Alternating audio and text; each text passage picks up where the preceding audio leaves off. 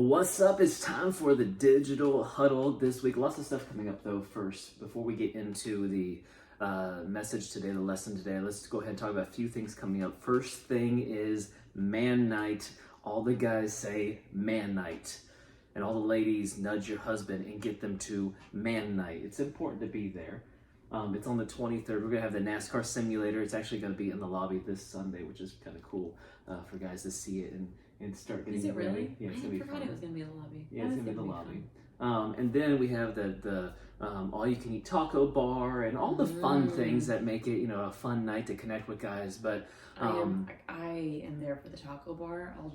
You won't see me. I'll just pop in, pop out. Kristen's going to go serve at man night. No, I'm just going. She's gonna clean up the tacos. Anyways, so it's gonna be a fun night. Really, truly make sure all the guys that you know are there. This is a great opportunity, even if you don't go to GC, to get to know some guys and do life with some guys. And hear a powerful, encouraging message from Pastor Jim, and it's just gonna be a good night. So go sign up at generationchurch.com/events. You'll see it there. You click on it. You just say register. It's free, but it helps me know how much food to get. So make sure you're signing up. So, gotta get that grocery list I going. mean, yeah, that's true. I don't want to run out of taco meat, midway through. That would be just Look, we've worst. got 3 boys. I understand what it's like when a man doesn't eat. It's true. So you gotta make sure. Sign up. Sign up. You want food. Yeah. Next thing is team night. Team night's coming up March 1st. That Friday night, March 1st. This is for everyone on the Dream Team. If you serve in any capacity, you should be there. We do 2 team nights a year, and this is, the one is the fancy one in December, and then this one is the fun one. I think December's fun too. This one is the one where we give out the GOAT Awards, the Greatest of All Time Awards, and we not a golden calf. Not a golden calf. It was mistaken as that before. It's a goat. It says goat on the trophy. It's a golden goat, not a golden calf. Makes it so much better.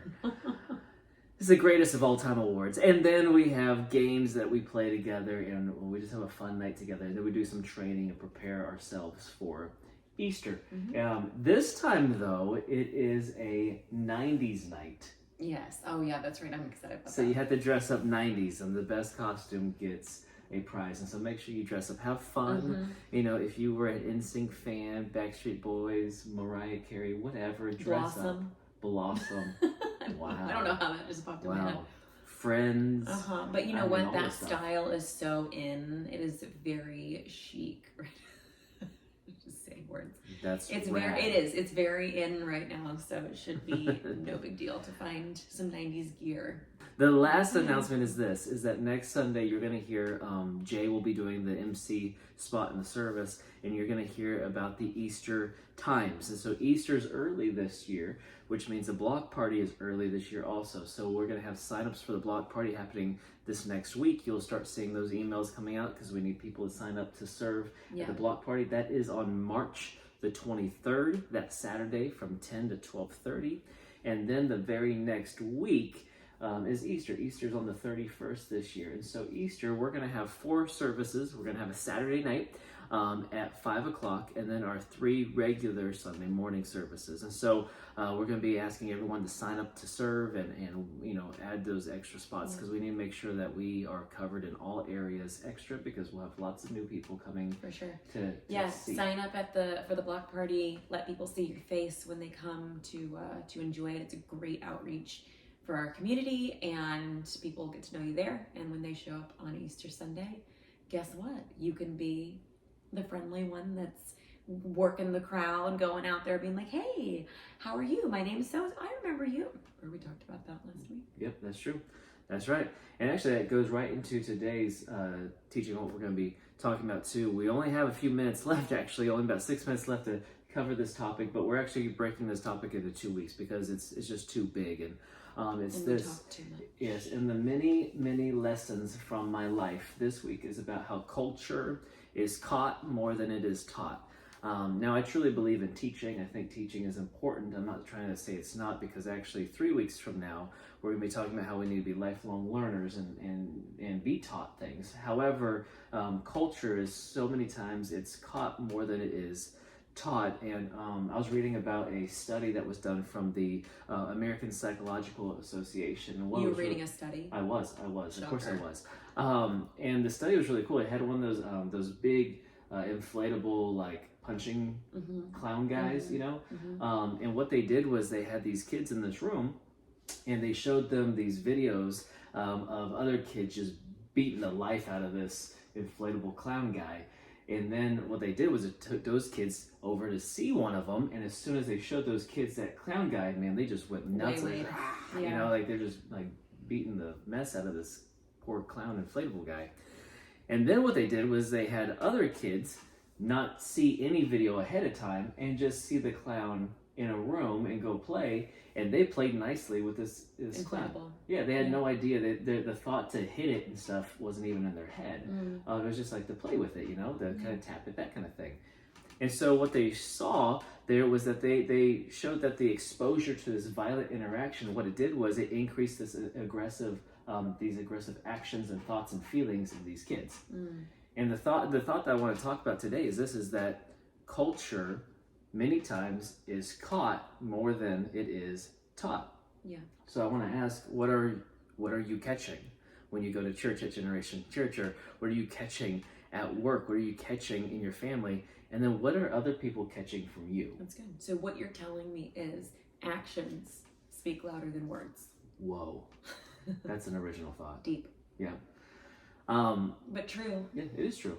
I mean, it's completely true. So if you look in 1 Corinthians 11:1, Paul actually talks about this, and he says, I want you to imitate me. I want you to copy me as I imitate Christ, and as I'm copying Christ. And I think that's a really tough thought to deal with right now, is if people were just going to copy your actions, would they be copying God's actions? It's good. It's a good thought. I mean, that's tough, isn't it? It challenges me. Yeah, you don't want to be the person that says, well, do as I say, not as I do. Yeah. And that's, I always take it too as a parent.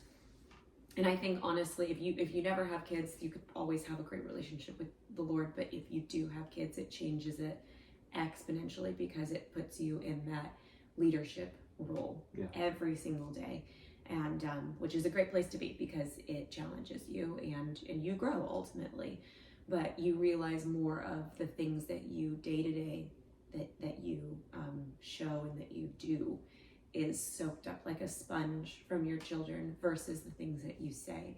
And I've noticed in myself the things that I tell my kids that I believe that I want them to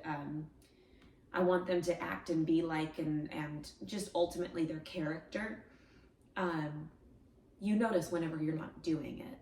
And then you, it challenges you to be a better person. Yeah.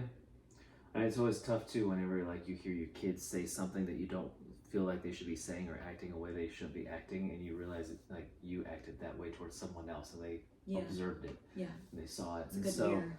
Our culture phrases at GC, who we want to be is, we want to celebrate consistently. We believe that honor is for everyone. Purpose is a privilege. Participation should be over observation. You should be bought in, not just watching on the sidelines. Yeah. Mission over preference. Like, it's not just about what I want, it's about where we're all going together as a team in a united front, and that Jesus is over everything. And that's our culture. And so if we're going to have people catch that, then we have to be that. Right. So that's really the question today, is what are people catching from you? And what you'll find is that if you are surrounded by a lot of people who are gossiping, it's very easy to catch that and then gossip, and then find the people that were not gossiping before that now are around you, they begin to gossip. And all of a sudden you are catching from one group, and actually someone else is catching from you. Yeah, so regardless of what you do, you're going to catch, you're going to, what am I looking for? You're going to encourage a certain type of behavior. Yeah. So it's up to you on what type of behavior that is, and you have to be intentional about what you're putting into yourself. Yeah, you have to be extremely intentional. So today I want us to really think through what we are allowing other people to catch from us, and are we catching maybe some negative things that we need to cut off? Yeah. and allow God to kind of do a work in our heart and say, no, I want other people to catch this when they're around me, and maybe I need to surround myself with these kind of people or these kind of things, and realize that I need to catch some other things in my life because I want to be this person for all these other people, and create this atmosphere at GC, create this atmosphere in your family, create this atmosphere at your workplace that's different than what the world shows, because you are allowing other people to catch a culture that's healthier than just telling them the way that they should be. That's good. Yeah, Miles and I actually were having a conversation about some friends of his at school and some choices that they make, and Miles is, they're really good kids. Sometimes they just do this, and so, I try to say, and Miles, he's doing a great job. He's a great kid. But I told him, when I realized how much better of a job Jesus, the Holy Spirit, can do to correct someone's actions than I ever could, I realized how little I really had to say and how much I just had to have a relationship with God and then follow. Yeah. That's it. That's all it comes down to.